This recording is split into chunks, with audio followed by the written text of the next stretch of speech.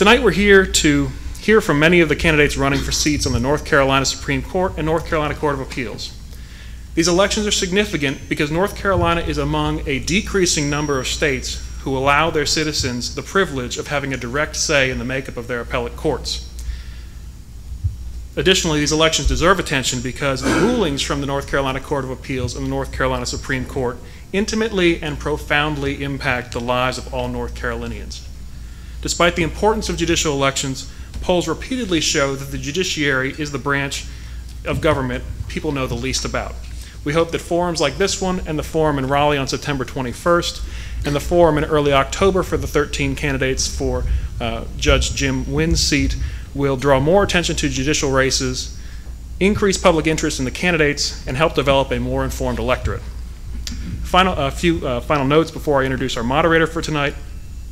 The Federalist Society is a nonpartisan organization and does not advocate for the election of a particular candidate or take specific positions on particular legal or public policy questions. Invitations to participate in this candidate forum are extended to both candidates running for the North Carolina Supreme Court, as well as the candidates for the Calabria, Elmore, Geer, and Steelman seats on the Court of Appeals. We greatly appreciate the participation of the candidates who have chosen to attend. This evening we received an email from Judge Bob Hunter, who's running for North Carolina Supreme Court. Judge Hunter says that he regrets that he could not be here tonight and says that his campaign schedule has kept him from participating in the forums. Additionally, on August 9th, 2010, North Carolina Court of Appeals Judge James A. Wynn was confirmed to a seat on the United States Court of Appeals for the Fourth Circuit. Under North Carolina law, because Judge Wynn's seat was vacated more than 60 days before the general election, it'll be placed on the November ballot for the general election, and the winner will be chosen using an instant runoff system. 13 people have filed to run for Judge Wynn's seat. In the interest of having a full and meaningful discussion about all of the candidates running for North Carolina's appellate courts, the Triangle chapter and the Triad chapter of the Federalist Society have decided to hold a separate forum for those 13 candidates. We hope to release details on those forums in the near future. Finally, I'd like to thank the various individuals who have helped organize this evening's candidate forum. Beth Southern and Josh Bennett of the Triad Lawyers Chapter Steering Committee have devoted considerable amount of their own time and energy in preparing this event. Carlene Sheasley, who many of you met when you checked in, Becky Cleveland and Josh Smith of Womble, Carlisle, Sandridge, and Rice were instrumental in preparing and distributing the invitations and other materials that are involved in this event. And please join me in thanking these individuals for their help in putting on tonight's event.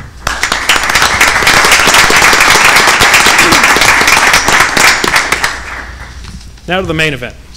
Tonight, our candidate forum will be moderated by an Emmy-nominated anchorman and reporter who has won the award for Best Feature News Story in North and South Carolina numerous times. You can see him regularly on Fox 8 WGHP as an anchor and as the host of the Buckley Report. Please welcome our moderator, Bob Buckley. Thank you very much. I want to take a second before we get started to let you know how it's going to go, not just for you guys, but for the people who may watch this later online. Obviously, the candidates are grouped by which seat they're running for, so the two next to each other will be the ones opposing each other. Not all of the candidates will get the same question, but each pair will, so they'll each be able to answer the question that comes to them. There might be one or two that we ask that everyone gets to answer. And although you guys have a strong interest in the law, obviously you wouldn't be here tonight, we want to make the questions substantive enough for you guys to enjoy them. We also need to keep them general enough for the voters who may see this online to really be caught up in it too and not be too much inside baseball. So if you hear some things that you might think, well, hey, I know that already. Well, yeah, but maybe the viewers or who will be the voters don't. And what I promise you guys is we have no gotcha questions in here, but in exchange for that, I really need you guys to give us the full breadth of your knowledge and your opinion on things, and just let us know what is in your hearts and minds as we ask them. So let's get started. We're going to go left to right from as we see it. So we'll start over here with Judge Calabria and Judge Gray. I want to start with something pretty general. What, in your opinion, distinguishes the judge between doing justice and doing justice under the law? Judge Calabria? Okay.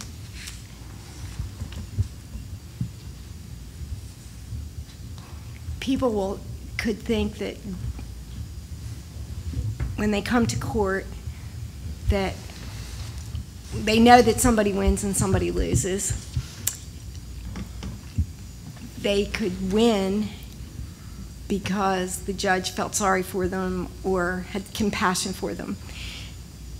Justice under the law would mean that the judge followed the law for the decision, aside from any personal feelings or anything else that would have influenced the decision that they made.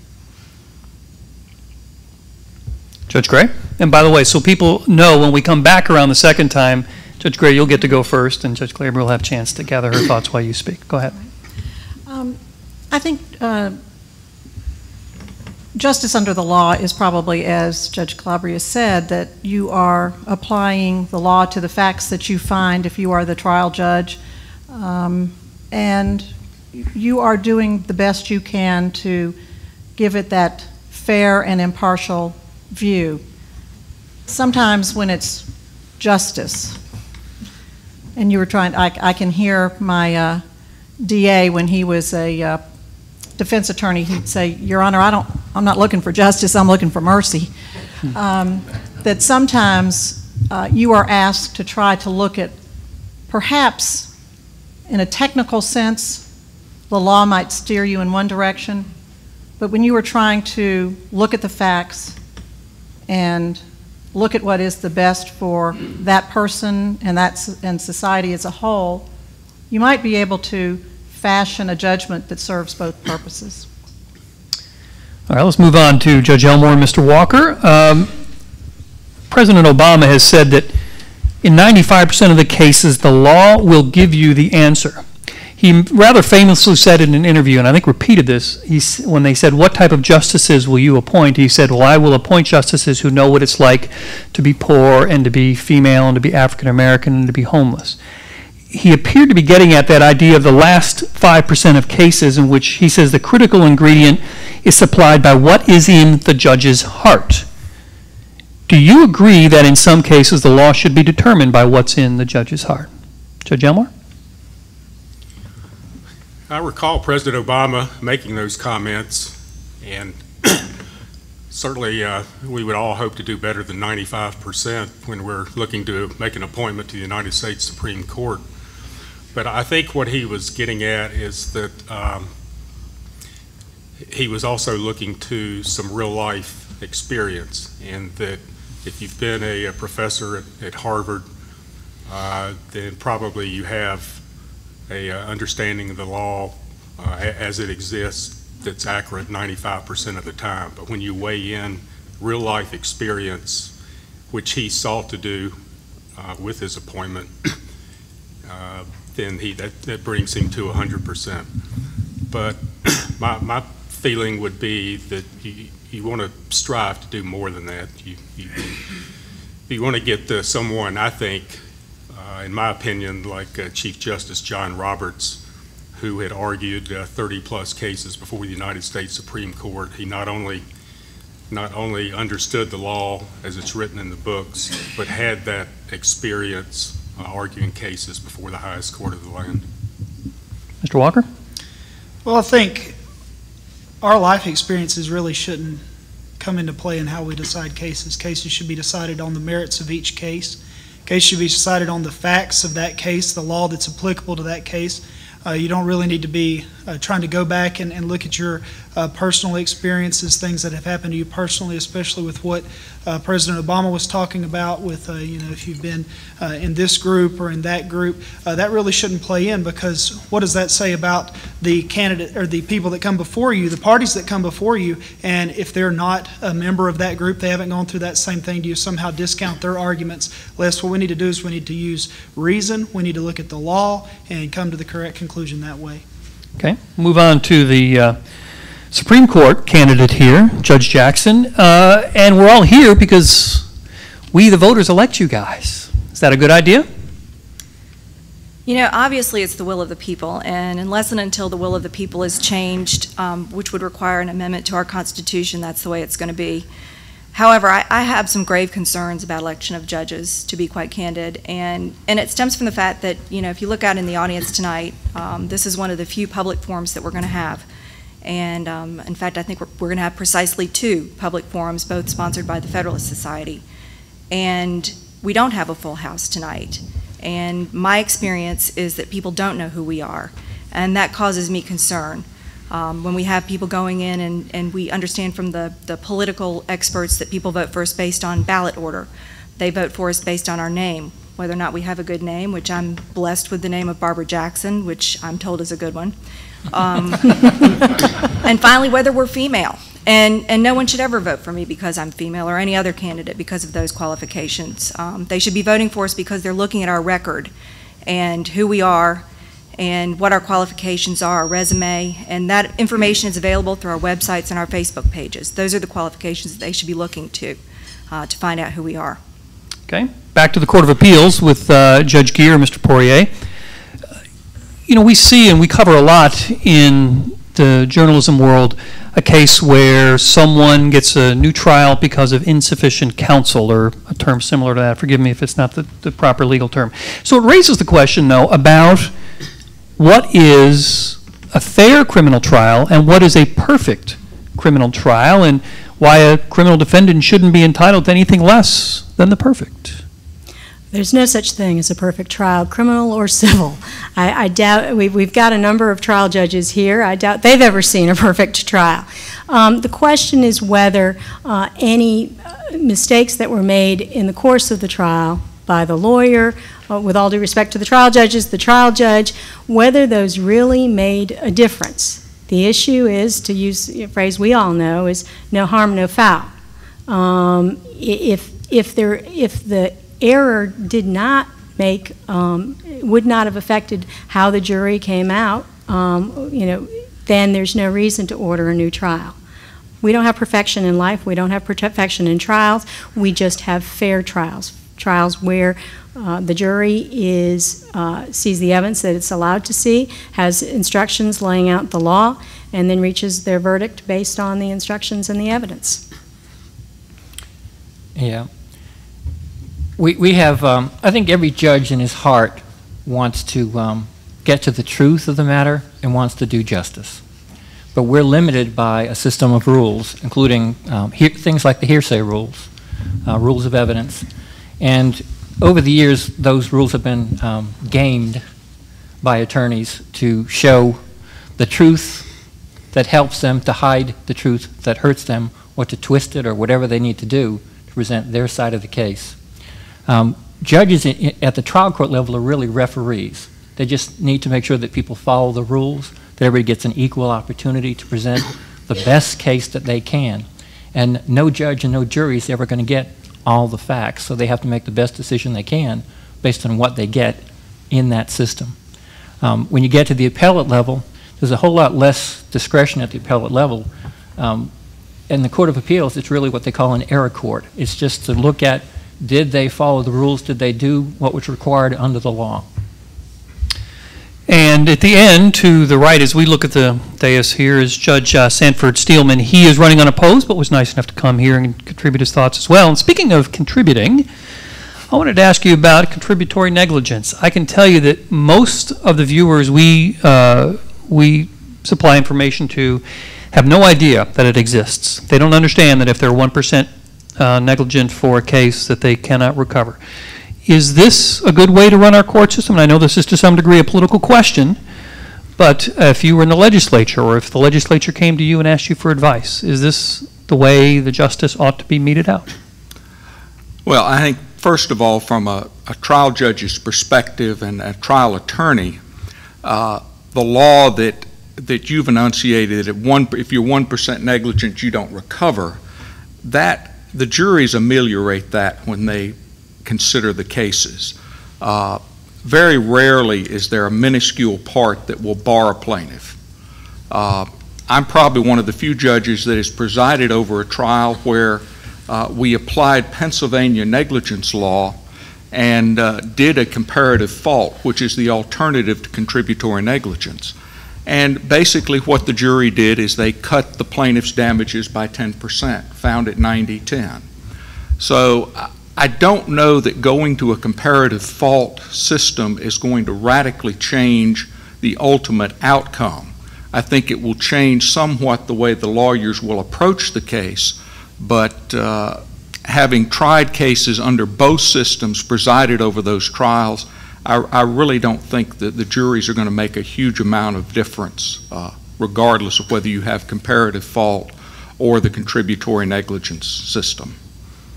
Let's come back to the left again, and again this time it will be Judge Gray going first. You know, this is another thing that I think the general public has no idea, that as of now, more than half of the opinions issued by the Court of Appeals are listed as unpublished, meaning that they have little effect on precedent. So the reasoning has been that in order to minimize the cost of publication, provide storage space and all that stuff for the published reports. But you know, technology now, it's cheap to store all this stuff. It's easy to store all this stuff. Is the Court of Appeals sort of shirking its responsibility, kicking things down the road, not wanting to upset people by making these things unpublished? Well, there's more to a Rule 30E than just that. A lot of times those decisions are somewhat repetitive of earlier decisions, and the panel does not feel that it has such significant precedential value that it is worthy of being a published decision. I have noticed in the last 30 years that the numbers have increased, but then the numbers of appeals have increased significantly.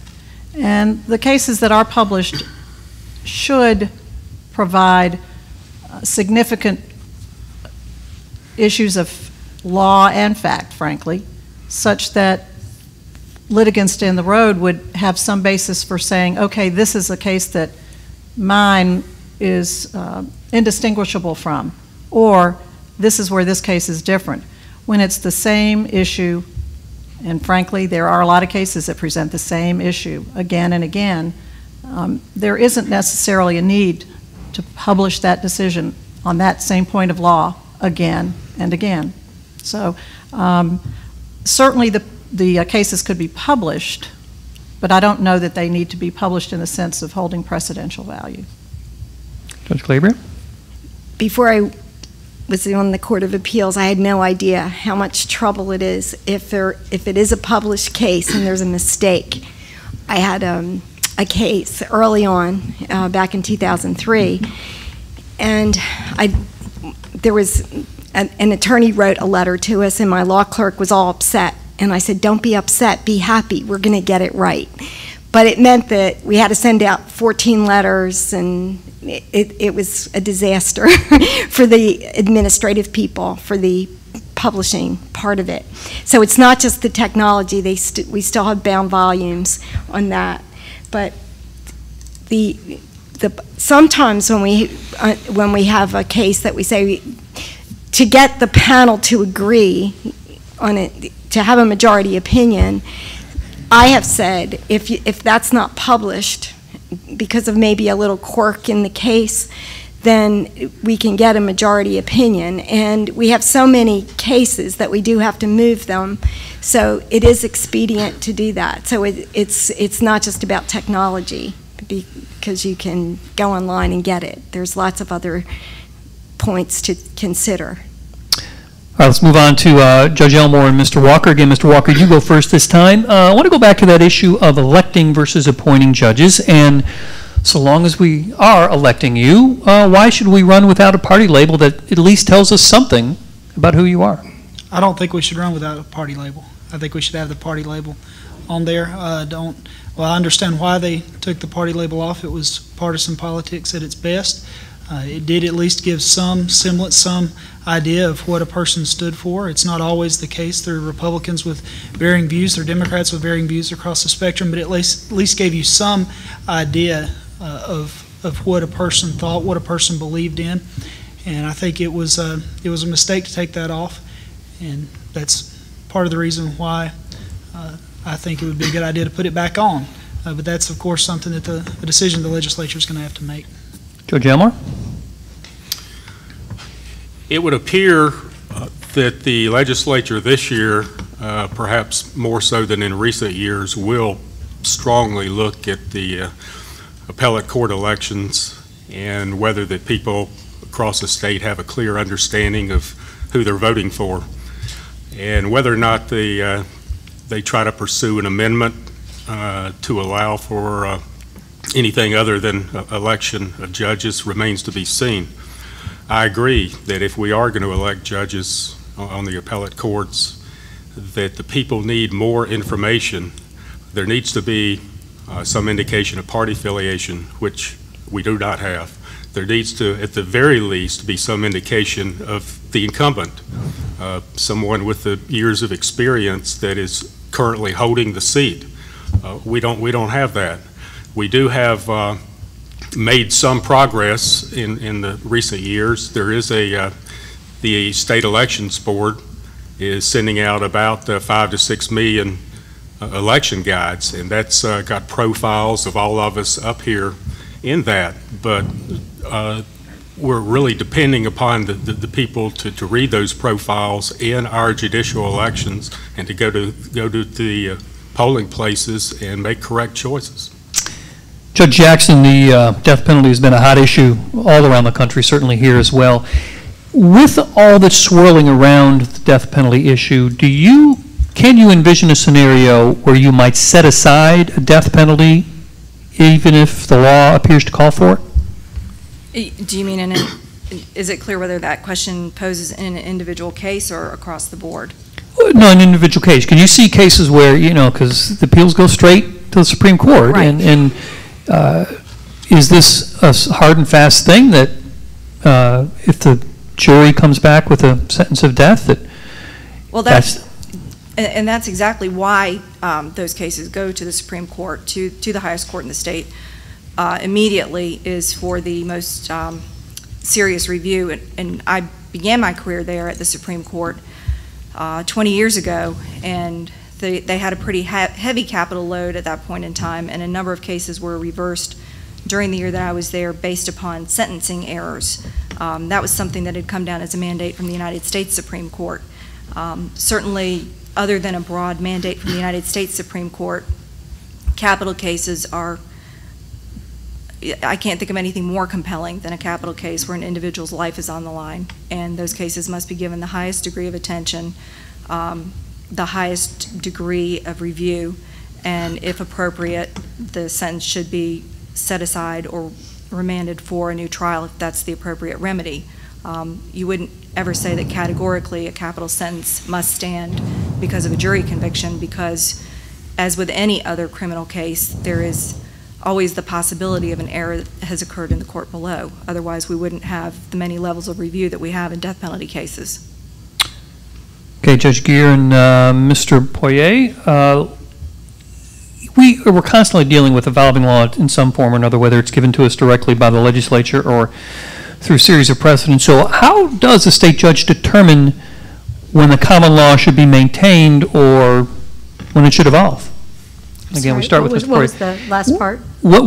How does a state judge determine when common law should be maintained or when it should evolve? Mr. Poirier, you begin. Well, there's a hierarchy of law, and at the highest level is the U.S. Constitution. We also have a state constitution, we have statutes, we have regulations. If those are clear, then we should follow what's in there. And as new statutes are written, they should take precedence over the common law, because those are decisions that have been made by the people's representatives. It's only when there's a lack of a clear decision made by the statutes or in the Constitution that you should fall back to the common law. One of the things you mentioned earlier was the contributory negligence. That's an example of common law. There's no statute. It is purely a creature of the common law. There are any number of decisions by our Supreme Court and our Court of Appeals that have said that that common law has been in existence so long that it has become so much a part of the fabric of the law of North Carolina that it can only be changed by the legislature. And at the Court of Appeals, that is the case most of the time. We are not looking at evolving common law principles at the Court of Appeals. Judge Jackson may end up looking at that at the Supreme Court. But at the Court of Appeals, our job is to look at the existing law, either as set as by the General Assembly, or as established by the Supreme Court or panels of the Court of Appeals that have come before us. And in the common law area, it's going to be outside the role of a Court of Appeals judge to say, well, I think the common law as it exists, has existed over the years in North Carolina, needs to be tweaked. That's a job for the Supreme Court, because effectively we'd be overruling prior cases, and we're not allowed to do that. There may be areas of situations in which North Carolina has not addressed circumstances, either by statute or by through any other means, and so we may be looking at whether we're going to adopt common law that is recognized elsewhere. But that's almost never. Judge Steelman, I'm going to rip another one from the headlines, as they like to say. We've heard a lot about the mistakes made at the crime lab and how this may have cost some people, and other people say, well, it wouldn't have changed any cases. But still, it certainly shakes, to some degree, the public's confidence in the judicial system. What role does the appellate court have now in trying to restore that? Well, I think it's going to come in front of us in several formats. First of all, you're going to have direct challenges in cases that are on appeal. Second, they're going to be coming up as motions for appropriate relief that have been denied in the trial court, and they're going to be asking us, based upon this, to order new trials in these cases. So it's going to come in, and these cases are going to have to be done on a case-by-case basis. When they handed down the list of the 200 cases, having been a trial judge for 8 years, the first thing I did was go look to see if any of my cases were on there. And were they? There was one case. It was out of Forsyth County. It was a second-degree murder case where apparently the blood evidence had been mishandled. The problem was that it was a stabbing at a nightclub where somebody had taken a knife and stabbed a woman with one stroke in the heart. So I'm not sure how the mishandling of the blood evidence in that particular case is going to have any impact on the ultimate verdict. And I think if you look through those 200 cases that they listed, there are a number of cases that were never prosecuted. There are cases that were dismissed. There were other cases where there were guilty pleas. So I'm not sure the ramifications of this is going to be as large in those 200 cases. I think we're going to see more of these where the appellate attorneys are going to try and use this to cast doubt and to get a new trial, motion for appropriate relief. Come back to the left side again, and this time again, Judge Calabria, you will be going first. I assume everyone here is familiar with the Citizens United case at the U.S. Supreme Court. In case some of the people who watch online aren't, it was the one that it basically said the corporations are the same as people and have the same right to political speech that individuals have. With that in mind, what is the view of each of you on accepting corporate dollars for your campaign? We're not allowed to do that. I believe Jane and I both have the public funding, and we have limits on that as far as the public funding. We had our first $10,000, it was called seed money. We were allowed to take PAC money in the aggregate of the $10,000, but once we had that, then we could only take contributions from North Carolina registered voters. We had to have at least 350, and we had to raise a certain amount of money, and we had to do it by May 4th, by the primary. So for us, for our situation, it really had no effect on us at all, on our races, on the judicial races for the Court of Appeals or Supreme Court. Judge Gray, anything you want to add? Well, I mean, I would add that it is one of those things that kind of goes back to your question about the confidence of the public in the judiciary. And I could sit here and say all day long that it made no difference whatsoever if I accepted a $3 million contribution from a guy who owns a mine in West Virginia. But I would say that the public's confidence could be persuaded. I mean, that's the extreme example from Caperton, but the fact of the matter is that North Carolina, if we are going to elect judges, and that maybe another question to talk about more, but that we should be proud of the system of public financing because it eliminates that possibility. When you take only individual contributions between $10 and $500, I don't think the public should have to worry about whether or not we would be persuaded or in any way biased by a contribution. The first question to Mr. Walker and Judge Elmore was about using your heart versus the law, but I want to twist that a little bit, and I think the distinction here is an important one and very much is a distinction, and that is when a judge should work with the spirit of the law versus the letter of the law. Judge Elmore? Well, I have been an incumbent judge in the Court of Appeals for 8 years, and we work with plenty of letters of the law. We look at the statutes and the case laws that applies to each case that comes before us, and there's just not a lot of room to inject spirit of the law at our appellate level. We're not in the district court or the superior courts of North Carolina, where maybe there's some gray area when a person pleads their case, maybe even pleads their own case without an attorney, and as the sitting judge, you know what the law is clearly, but you want to kind of help out in any way that you might be able to. And I think if I were at that level, then that's what I would prefer to do. But as an appellate court sitting judge, we are bound by precedent, and we just don't have that leeway. I think it would only be in the rarest of instances that you would need to look at what the spirit of the law is. The clearest manifestation of the intent of the General Assembly is what they wrote in the statute. That's where you go to. If the statute's clear and unambiguous, you don't need to go any farther. That's the law. That's what it is. It's only when you get sometimes in some statutes, the writing's not very clear. You get a case before you and you're not sure which way it's going to go, one way or the other way, because the statute is just not clear on that. And I think then you might want to look at, well, what is the overarching purpose of why this statute was enacted?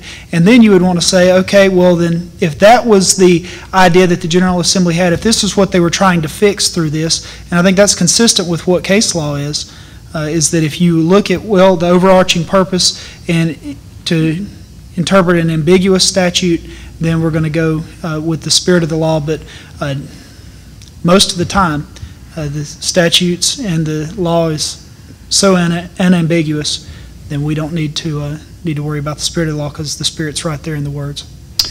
Judge Jackson, we, at least I became much more familiar with the terms judicial activism and judicial restraint reading the writings of Robert Bork, who waxes long on those very concepts. So tell me, what is, in your mind, what are those two concepts and where do they fit into judging?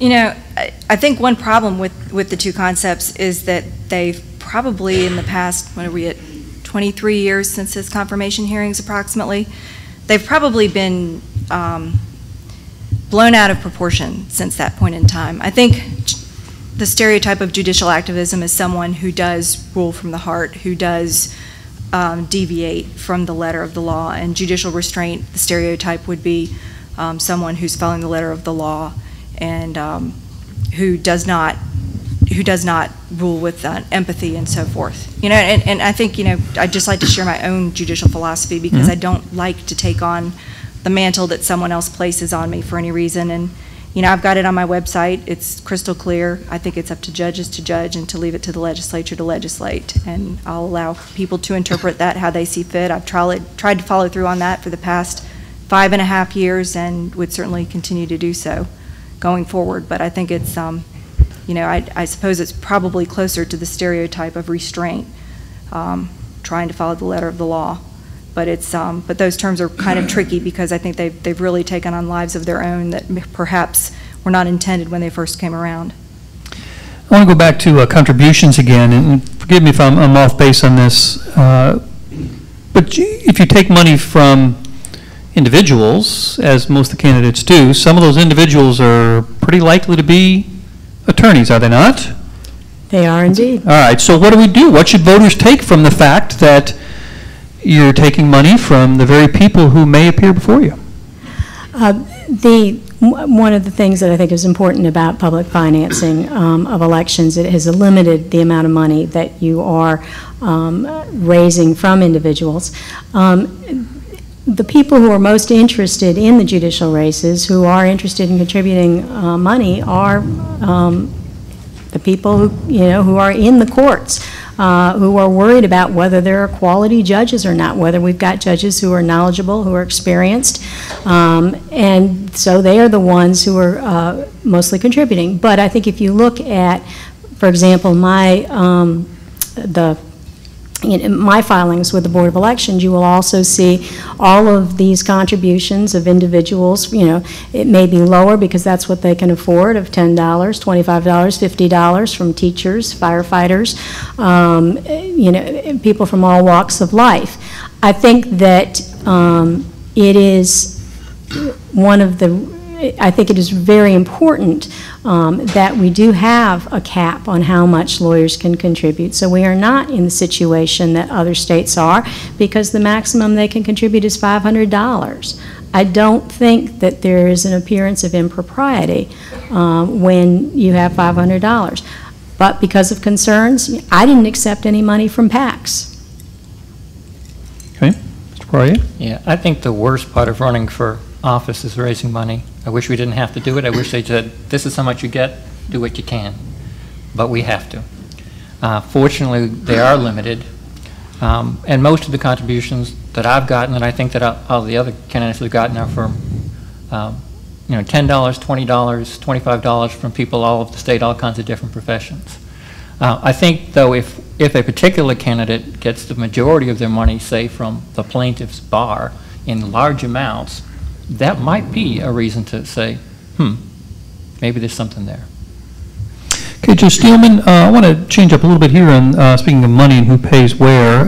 Most people know that a majority of our law, the bedrock, is English common law, but we have the peculiar American rule where everybody pays their own way versus the English rule where the losing party gets slapped with the fees of the winner in many cases. Is this a good idea? Would you like to see that adopted here? I don't think that I'm in favor of adopting the English rule. I think the American rule has worked well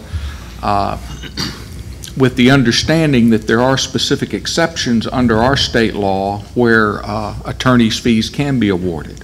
In domestic cases where it's provided for in agreements and notes, and in tort cases less than $10,000.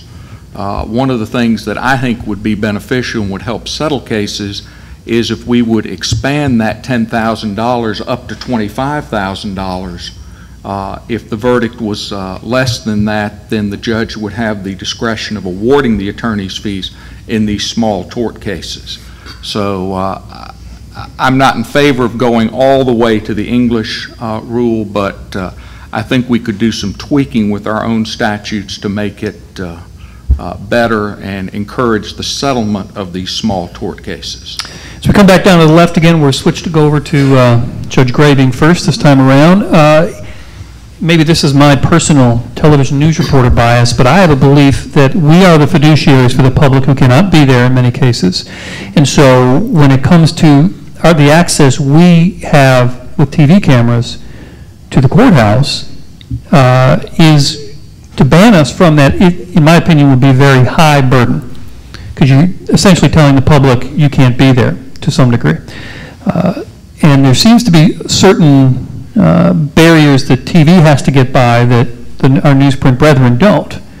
They don't ban their notebooks and their pencils just because that's their tool of their trade. So how do you feel about perhaps televising all or some appellate court proceedings?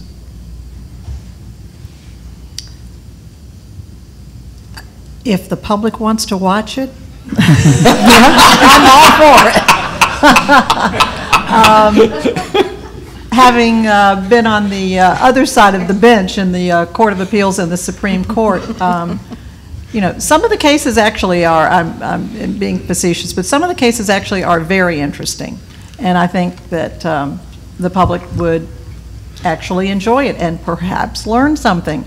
Certainly law students and other lawyers would learn something, that, especially those who have not had the experience of doing appellate work. The public in general, I'm always hopeful that they would have more interest in what goes on at the court.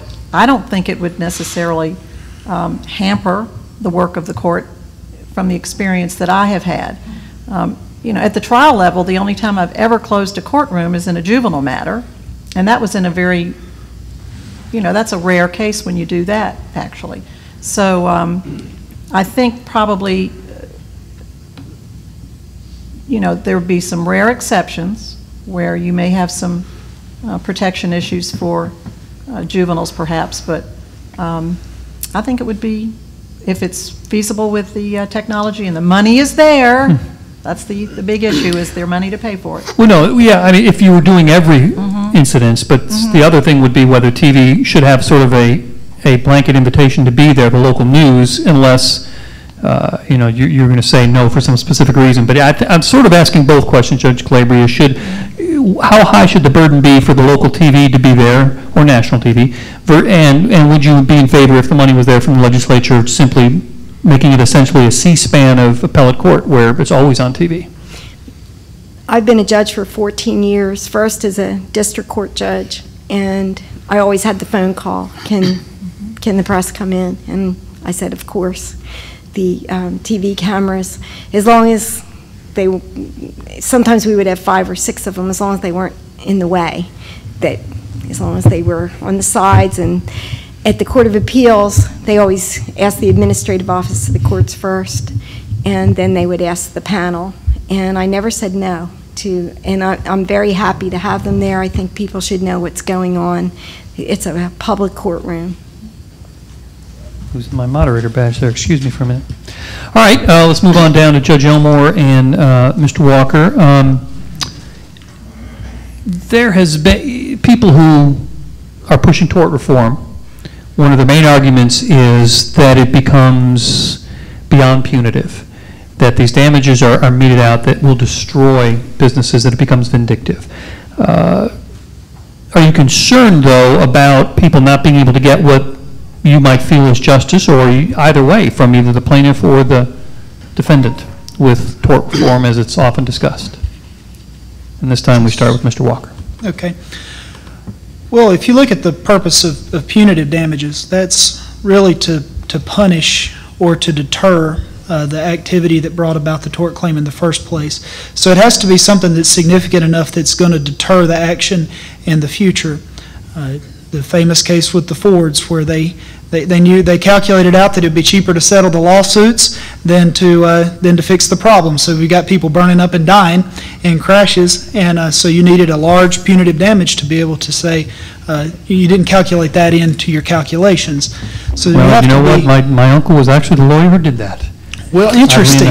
There you go. Go ahead. So, but it's we do have some limits on punitive damages in North Carolina. An interesting case not too long ago at the Supreme Court that was just on that same idea. It was, well, if there's a guy here who passed away during the pendency of the appeal or during the pendency of the case of the trial, can you get punitive damages from his estate? And it was, well, if the idea is to deter and also to punish this guy, you can't punish him by taking his money now that he's dead, and so you wouldn't get punitive damages in that situation. Judge Elmore? Well, I would not want to see any federal legislation that would direct the states to limit tort rewards. I think that anything that would come down in that direction should be left up to the states individually. And if the North Carolina legislature wanted to place some kind of statutory limits on tort recovery, then that would certainly be their prerogative. But this is just another area where my concern would be that the folks in Washington would want to legislate that and then make it directive upon the states. And I think as it stands now, in recent years, from my vision, there's not been a great bit of public abuse in tort cases. And most courts always have the opportunity, if there is an outrageous jury verdict, to, upon filing of a motion, review that verdict and lessen the amount. Judge Jackson, I promise I'm not being self-serving when I come back to the TV thing, but I want to get your opinion at the Supreme Court level. And the reason I say it is because I would argue that of the three branches of government, the judicial may have in some ways the greatest effect on people's lives, especially in sort of a clandestine way. They often don't know what's going on, and they're not as up on the cases. So how do you feel about televising Supreme Court? I think it's a great idea, and you know, as Judge Calabria said, typically what happens when there's a case that's a high-profile case is a request comes in and the court has asked the panel in our case, or is it okay to have television? I know that's always been fine with every panel that I've sat on. And I know your question is actually quite timely. There was a very important case before the Supreme Court today, the Goldston case, which is a very important separation of powers case having to do with Governor Easley and the Highway Trust Fund. And that was up on appeal today, and I saw there was our local TV news outlet was out front, so I'm quite sure they were in there filming, as they should be, because that is truly one of the more important cases that we're going to see come down from the court this decade, discussing separation of powers. I think it's very important for the people to be educated about it. I will just share an interesting anecdote, though, if I may. Sometimes these important cases come before the Court of Appeals, but they may be in a procedural posture, so it's kind of fun to look out in the audience, and if you're talking about a really arcane summary judgment motion or something, and the reporter's there all excited to hear something exciting about an excited case, and then when they find out what it's really about, they're really having a hard time keeping up with it and paying attention. So it's kind of, you know, the cases that sometimes people get excited about aren't always what they seem they should be. I imagine that if I were to poll all of you and ask how overpaid you are, I would imagine you'd all say probably not very. Is that about right? Got no response from that at all. The reason I'm joking here because the question I have for Judge Geer and Mr. Poirier is, to what degree do you feel we have too much direction, too many rules from the legislature, and not enough of, you know, we're paying you guys to judge? And to what degree are you free to judge versus being overburdened with the rule? That's a pretty broad question. Yes, it is. Yeah. So you got a lot of room to maneuver. Go ahead. Yeah, well, I think it's great that, you know, that we elect legislatures to make the law. And, you know, when it comes to law, that's their business. It's not our place to make the law. As far as rules, as long as those rules are reasonable and give us adequate leeway to do our job, I don't see a problem with that. I think the introduction that we heard puts it well. There is a separation of powers, as you learn in your social studies class. There's you've got the legislature, executive branch, judicial branch. We each do our thing, and it is important, as the introduction said, that we say what the law is and not what it should be. It is for the legislature to say what it should be, considering all of the possible policy ramifications. The more this legislature speaks, the better it is. I'm not trying to be flippant, though, when I say that to what degree, then, could we not just punch information into a computer and have it spit out a response? Because, unfortunately, the legislature doesn't write clearly.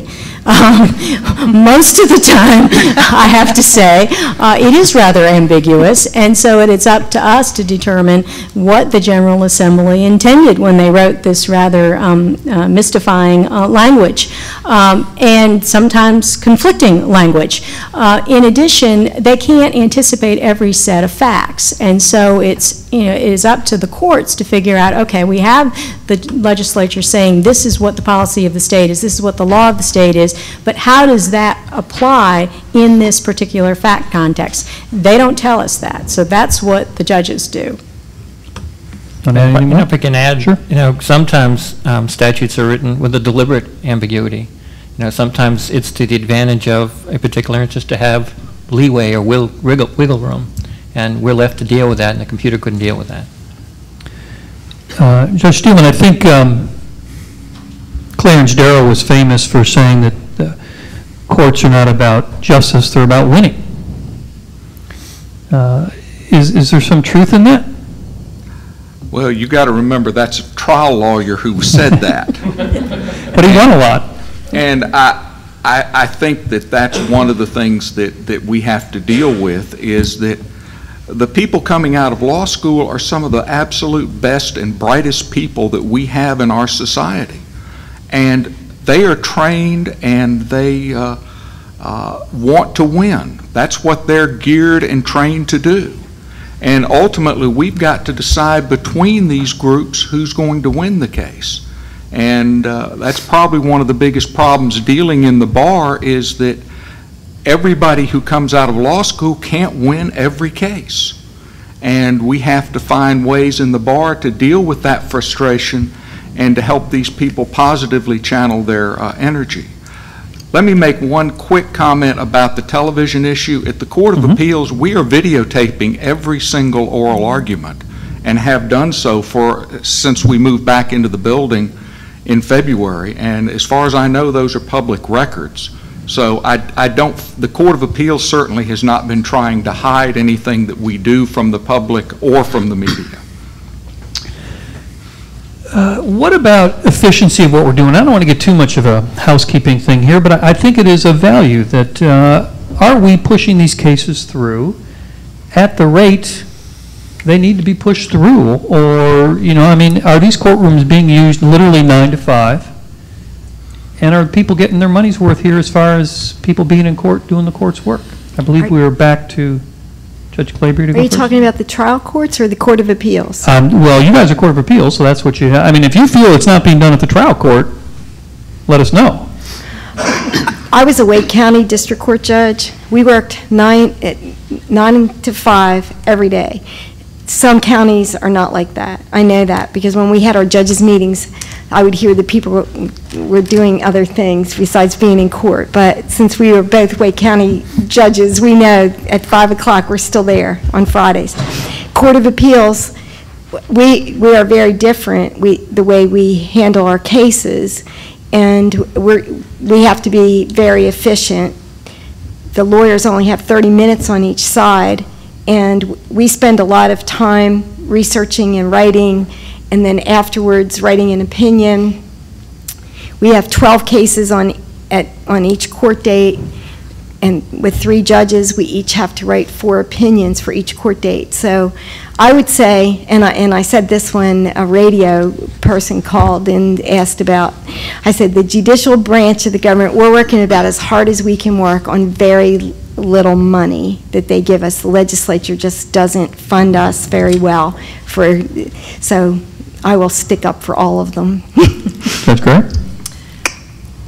I'll use an example that I hear a lot among my colleagues, and that is at the trial court bench, and I think it's true at the appellate level. The public perception that we're only working when we're in the courtroom is just misplaced. We don't just work with a robe on.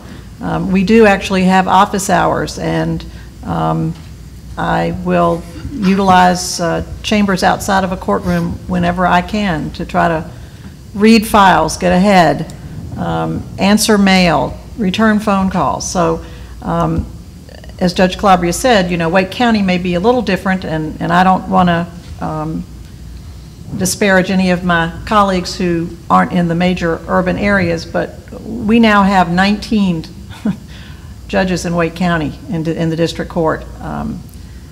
That's 4 more than when I came on. So, I mean, the workload is constantly increasing, and I had 151 on my morning calendar.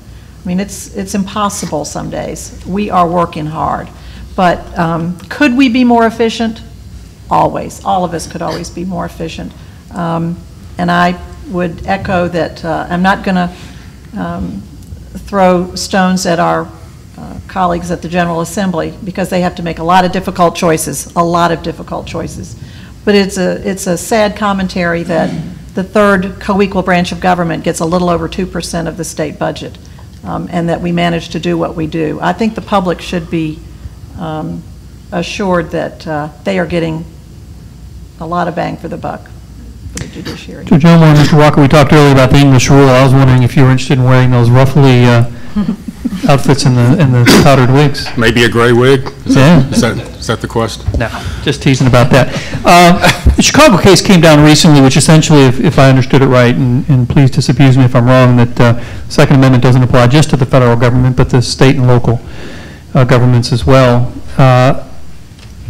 How is this going to affect things? If you guys get Second Amendment cases up, will some municipality or the state decides they're going to limit the right to bear arms, how does that decision affect what goes on locally? It's going to be state-by-state impact, and I think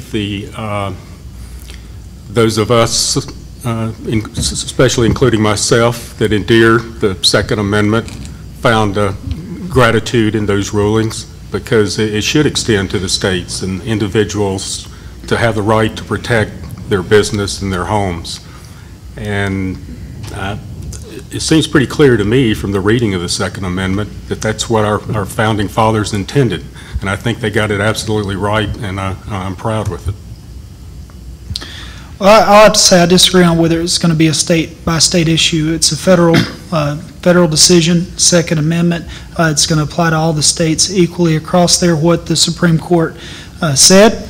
I applauded the case. I thought it was great. I thought the Heller decision was great, and the McDonald decision I thought was a great decision. Got back to actually what the founders meant when they wrote it. They understood what the words "the people" meant, and we now understand what the words "the people" means in the context of the Second Amendment. And I was glad that happened. And I think it probably will have some impact. There may be some issues that come up, but we've had a lot of issues lately come up on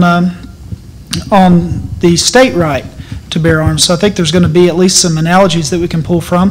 What we're going to find out is that Second Amendment jurisprudence really isn't going to be very developed on a federal level as these cases start hitting the state courts. So there may be some divergence, and it may have to be something that the Supreme Court's going to have to look again to even set out some sort of test or some sort of even let us know, is this, hey, are we going to apply strict scrutiny, or are we going to apply some kind of intermediate scrutiny? How are we going to actually handle this on a case-by-case basis? And Judge Jackson, I think most people in this room certainly understand that for the first half or so of this nation's existence, the Bill of Rights were thought to only apply to the federal government, not the states. But of course, that seemed to have shifted for a while. So, you know, what role might the Supreme Court play when the two clash, when federalism clashes with the way things are done? I'm thinking particularly about, and I'm drawing off the top of my head, so forgive me if I got the case name wrong. Was it Cano, the eminent domain case? The eminent domain case. And now I think you're going to run up the same thing with health care. You've already seen states say, you know what, we're not going to comply. Well, and I think you can see, you know, of course, first off, judges take an oath to the federal Constitution and then to the state Constitution, so long as it's not inconsistent therewith. So, you know, that's the first and foremost thing that we do. Certainly the state government can be more restrictive in its laws. I know that the legislature has had an eminent domain law pending the past few legislative sessions, and you know, depending on what happens in the legislature this year, I think it did get through the House this year, but it did not get through the Senate. So that's a change where there could be some significant changes there depending on how the General Assembly's elections come up this year. You know, certainly we can be more restrictive with some things. That would certainly be an example of something we could be more restrictive with. We cannot be more restrictive with other things, though. You know, there's not a cookie cutter answer to the question. It just depends on the individual issue, and certainly the right to eminent domain, a taking situation. I think a state pretty clearly can be more restrictive than the federal government was in that decision. Judge Geer and Mr. Poirier, I was, you know, speaking of taking in other influences and the way things change, Judge Breyer and I think Justice Ginsburg as well were both sort of famous for saying, well, sure, you know, we look at the law that's going on in other countries. And then they sort of walked back and said, well, we don't use it as precedent. We just use it for food for thought. Is there any place for foreign law in making judgments in your job on the appellate court? I think I've yet to run into an appeal where I think foreign law would be informative. We tend not to deal with issues where you know that would occur. The law is, for the most part, is pretty well established that we're dealing with, and the foreign laws frequently arising in different type of judicial system. I mean, you've talked about the differences between the English rule and the American rule. You've got the French judicial system, which exists in the United States, only in Louisiana. Most of the other countries have fundamentally different systems than we do. So I don't really see in what North Carolina Court of Appeals is doing, I don't really see foreign law coming into play unless, in the odd instance, it's part of the contract. Right now, we have a case where they're arguing Swiss law. So we will be deciding what Swiss law is, but that's a lot of holes in that law, I heard. Look for those. That's right. Is that too easy? Well, and when I was in private practice, out of the blue, the judge applied Israeli law, so that was kind of interesting. So, but I think that issue is not likely to come before the Court of Appeals. You agree, Ms. Poirier? I think that there's absolutely zero place for foreign law in interpreting American law. We have a unique legal tradition in this country of which we should be proud and which we should protect. And let's face it, all of these cases, Supreme Court cases mainly, that cite foreign law, it's just one more avenue for judicial activism. Judge Steelman, I wanted to come back to what I'd asked Judge Jackson here, though. How do you feel about this idea of the state and federal governments now? You know, who's going to take precedence, and do you see big clashes coming down that these courts may play a role in over something like either eminent domain or the health care compliance? Basic, and what you talked about earlier was the Bill of Rights, and I think it's important to note that the Bill of Rights is not unique to our federal government. Article 1 of the North Carolina Constitution is essentially a Bill of Rights which is more expansive in many respects than the federal Bill of Rights. Where we see it is clearly, if it's a federal constitutional question, we are bound by what the federal courts have decided. If it's a federal issue and they have not weighed in on it, then we have to make the call. The interesting issues come up when we've got state constitutional rights that seem to parallel the federal, and whether we can make those rights more expansive under the state constitution than the federal courts have under the federal constitution. And we're increasingly seeing those types of issues. In fact, the judicial questionnaires that a lot of us have gotten have dealt with that as to whether free speech ought to be more broadly interpreted under the state constitution than under the federal constitution. So I think we're going to get a lot more of those issues coming up, and there's going to be a lot more attention paid to the state constitution than there has been in the past. All right, I want to do two last things. I want to go down the panel with the same question each way. So we'll start this end, and then the second time we'll come this way. And I think they can be insightful, and perhaps they're deeper concepts than we give them credit for if we really think about them. But one is, what one thing do we need to change, either legislatively or something you people can change as justices, that will make for what you feel is a more honest justice, a better set of, better overall justice meted out to the people in this state? Judge Calabria, if there's one thing you could change or needs to be changed, either that you can do or this legislature can do to improve the justice system for the people, not, so if you feel that getting rid of elections is one thing that would do that, fine, but make your case then on that. But I'm thinking more of what is best for the citizens. I hear remarks all the time from our chief judge that the legislature just doesn't understand a lot of that we do. I wish there was some way that we would have better communication. I mean, there are individuals that we communicate with quite well, but as a whole, I just wish that they would come to the courthouse. We haven't invited them to do that.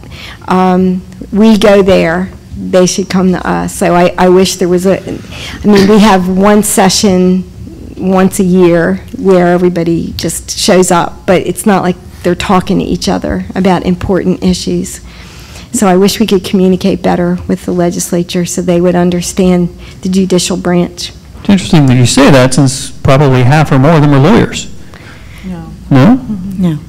Very few. That's just the federal? Yeah. A lot of them have law degrees, let me put it that way. They may not all be lawyers, but I know several of them who aren't practicing lawyers, but they have law degrees. All right. It used to be Judge Gray? a lot more, but I think they're down to like 20. Okay. It's kind of sad. If I'm thinking about the people that I see, and I guess I'm going to use that frame of reference rather than perhaps the broader spectrum of the entire population. I'm thinking about the citizens who come into the court system. We have a clear imbalance between those people who can afford attorneys and those people who cannot. And sadly, the justice that gets meted out often is reflected in the ability of the attorneys versus those who cannot afford an attorney. And despite court-appointed lawyers, et cetera, I wish that I could wave a magic wand and say that every citizen who found themselves in one of our courts would have the ability to have a competent, interested attorney, whether they paid the high fee or not. We don't have debtor courts, thank goodness, but some days I wonder about it.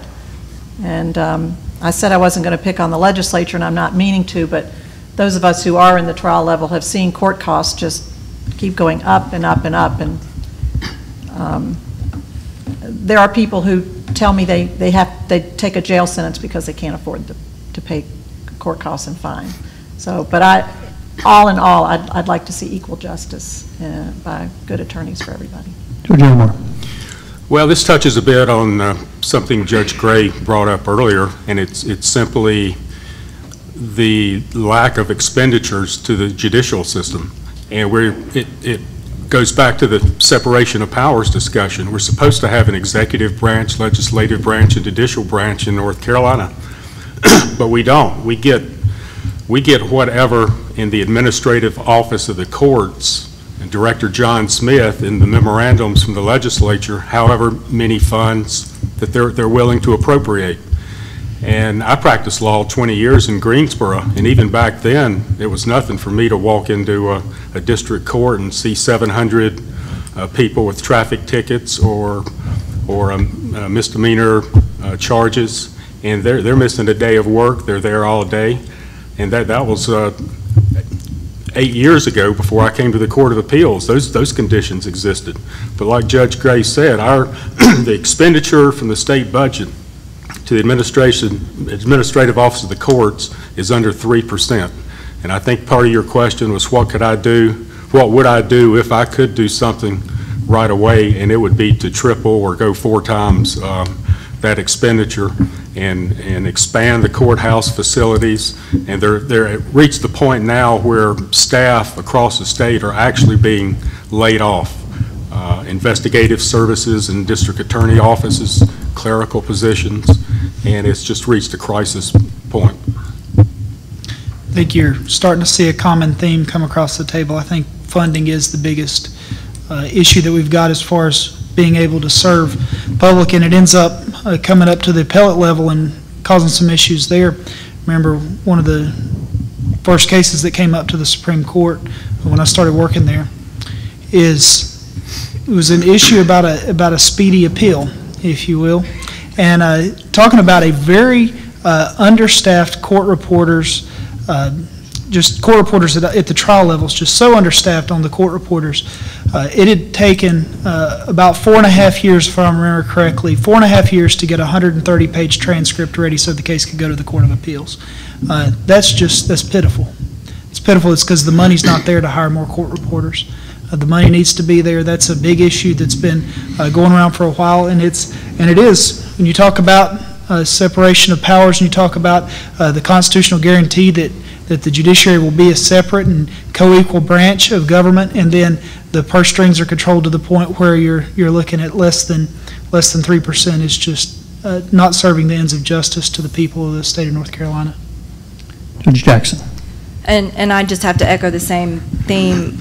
And just, I I believe I've got the number correct, that about 90% of the judicial system's budget is tied up in salaries, so it does get tricky starting to make the cuts in the judicial system. I know I was very dismayed to read last weekend an article in the Greensboro News and Record that the Chief District Court Judge in Greensboro said that he was going to have to shut down civil court for a week in September and another week in November to accommodate, to accommodate the absences of district court judges for continuing judicial education, for vacation, and they aren't getting particularly overwhelming vacation. I think they get 15 days per year. And so it's not anything extraordinary for folks that have spent their entire lives as attorneys before becoming district court judges. These aren't folks who are just coming straight out of law school and getting 3 weeks of vacation. And having to shut down civil court starts tying up the civil court into a backlog, but it's absolutely essential to keep the criminal courts open. So I think with the governor recently having let the agencies know, and we are generally grouped as an agency or department, notwithstanding being a separate branch of government, that 5, 10, and 15% budget cuts have to be tendered as part of the budget planning process for next year. I can only imagine what's going to happen from here. Judge Geer? I would say ditto. But I will add another thought, since you, so we have a little variety here. I mean, there's no question that funding the judicial branch is the most critical issue. But in addition, I think we need to have a little more focus on mental health issues in the judicial branch.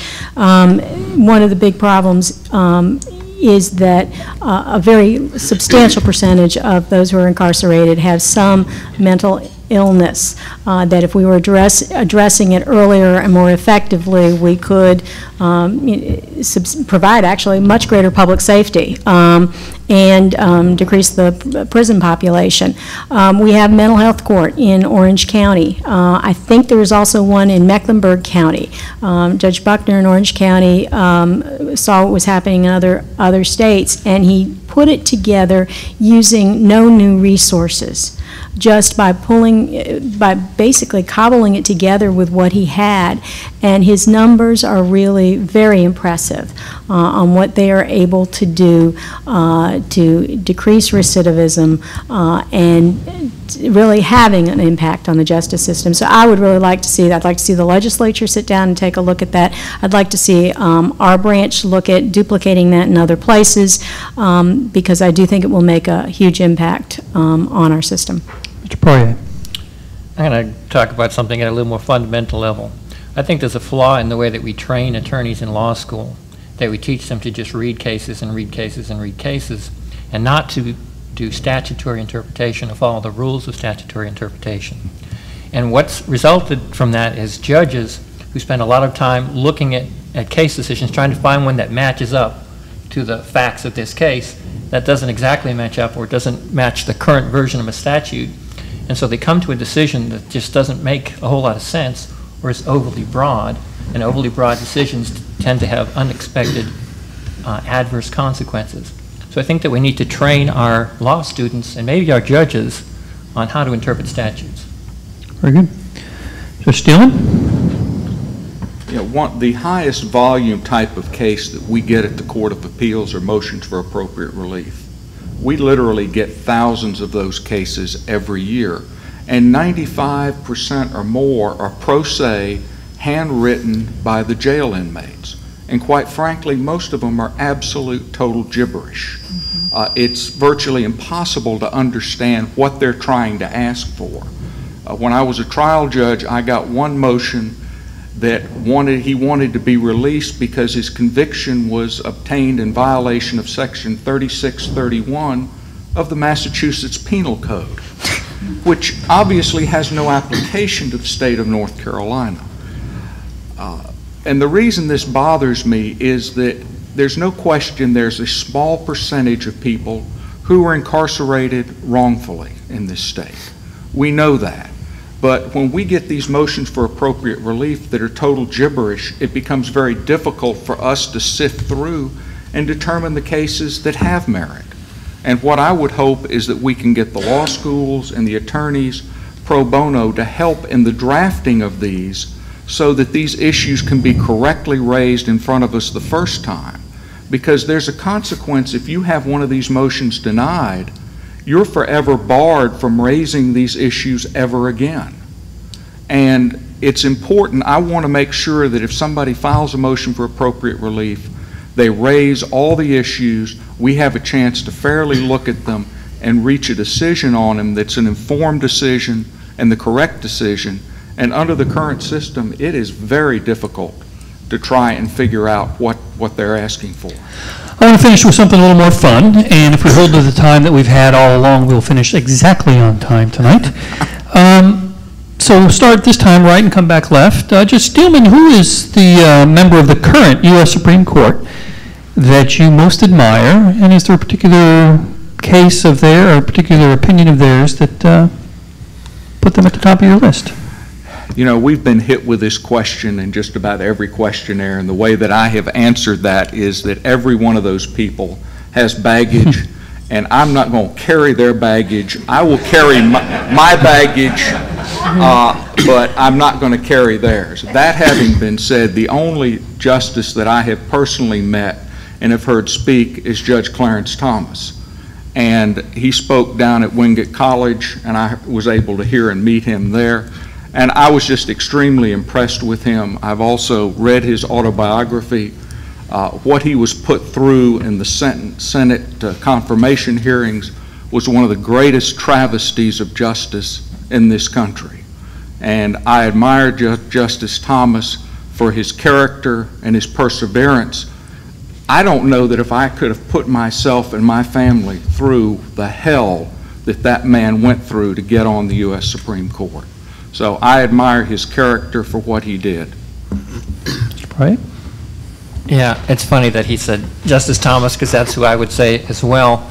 A lot of people don't know his history, the fact that he came from poverty, the fact that he planned to be a priest, which, by the way, I had planned to be a priest at one time, that he went through a radical phase and a rebellious phase up in Massachusetts, and I had my radical and rebellious phase, that a good Christian woman helped straighten him out, like a good Christian woman helped straighten me out.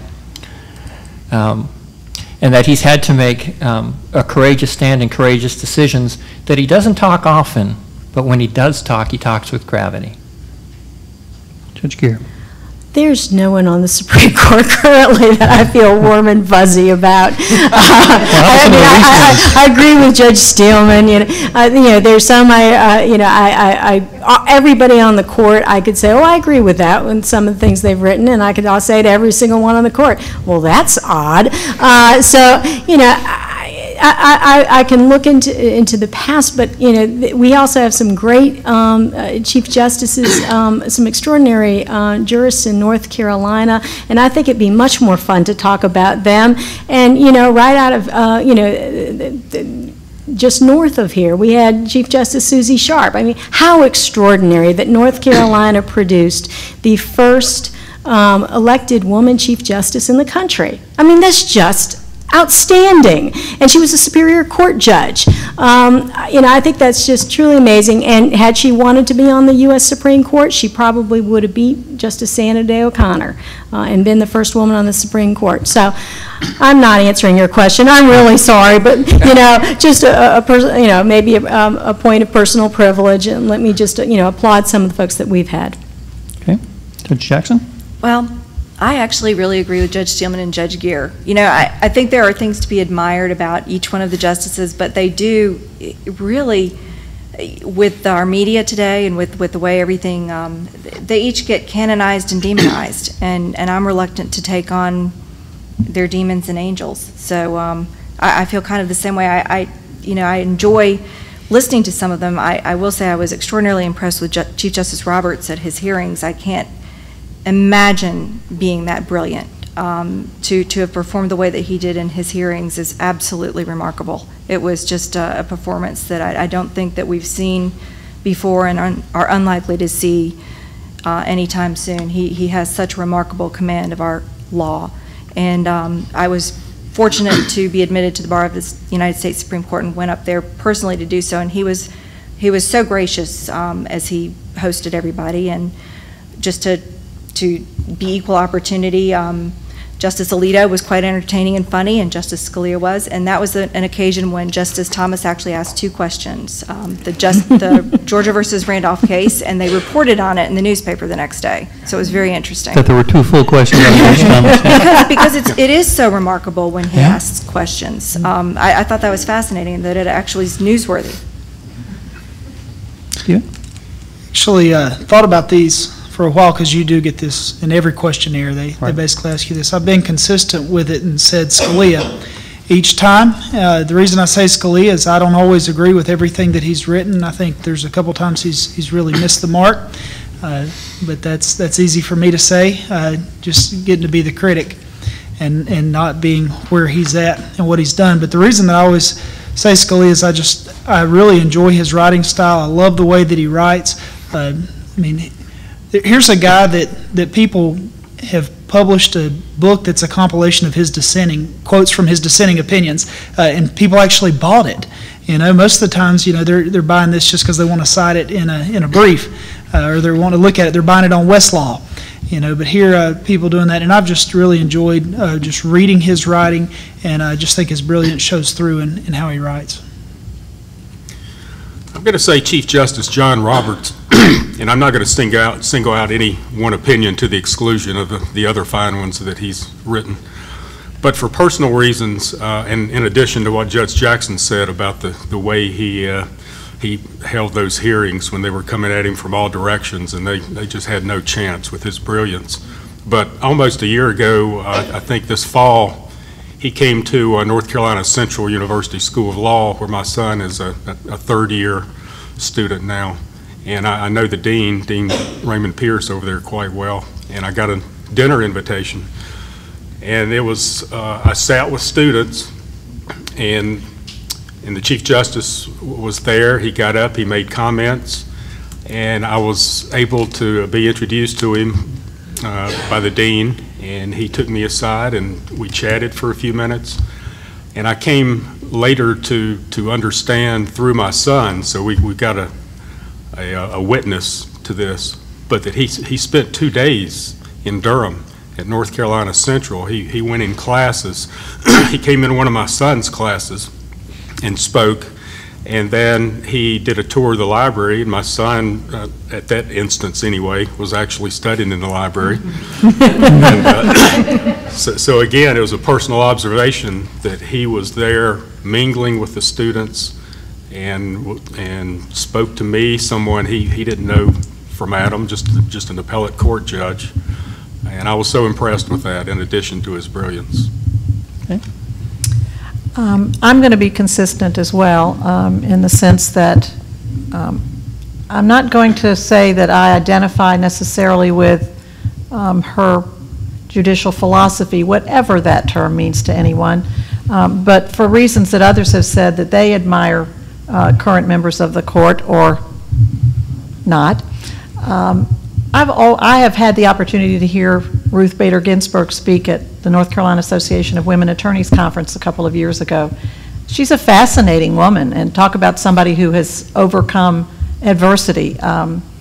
You know, and I found her to be so interesting. And what's also interesting, most people may not know it, that the Ginsburgs, her husband's now deceased, and the Scalias are best of friends. And I don't think not everybody knows that, because certainly they are opposites on a lot of issues.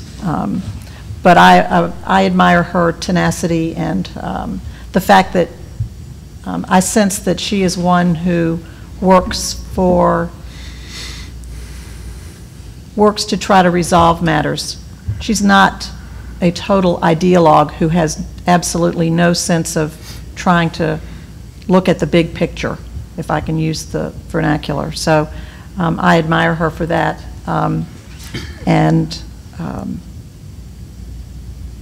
That's how I'd answer the question. Judge Calabria? Justice Scalia, and I know a lot of people think it's because I'm Italian. And both of my parents were born in Italy, and he's Italian, of course, but it's because he's a reliable justice. He follows the Constitution as the founders intended, which is they intended a government of limited powers, and he's very consistent. Very good. Thank you. That concludes, I think, everything we have for you tonight. We're getting out on time, as promised. Appreciate all your insights, and I guess we'll see you in a couple of weeks in Raleigh. Sir. Thank you very much. Thank you.